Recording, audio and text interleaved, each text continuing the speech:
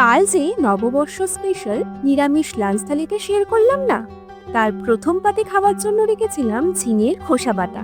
আশা করি সেই ভিডিও এতক্ষণে সবাই দেখে নিয়েছেন। যারা দেখেননি এই ভিডিও ডেসক্রিপশনে লিংক দিয়ে দিলাম, দেখে আসতে পারেন। ভাবলাম আজকে সেই ঝিঙের খোসা বাটার রেসিপিটাই ঝটপট শেয়ার করে ফেলি। প্রথমেই ঝিঙের খোসাটাকে পরিষ্কার জলে ধুয়ে নিয়েছি। এরপর মিক্সিং বোলের মধ্যে ঝিঙের খোসাগুলোকে নিয়ে নিয়েছি, সাথে দিয়েছি কটা কাঁচা লঙ্কা। অল্প জল দিয়ে সবটা ভালো করে পেস্ট বানিয়ে নিয়েছি। কড়াইতে এবার সর্ষের তেল দিয়ে তাতে কালো জিরে আর শুকনো লঙ্কা ফোড়ন দিয়ে ঝিঙের খোসার পেস্টটা দিয়ে দিয়েছি। ভালো করে বেশ অনেকক্ষণ ধরে নেড়ে চেড়ে জলটা শুকিয়ে আসলে এতে দিয়ে দিয়েছি স্বাদমতো লবণ আর অল্প একটু হলুদ গুঁড়ো।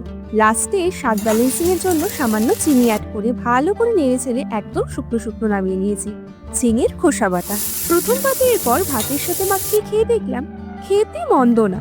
আর সম্পূর্ণ ক্রেডিটটাই গোস টু সোশ্যাল মিডিয়া, কারণ রেসিপিটা আমার সোশ্যাল মিডিয়া থেকেই শেখা। এখন সাবস্ক্রাইব ফর মোর রেসিপিস।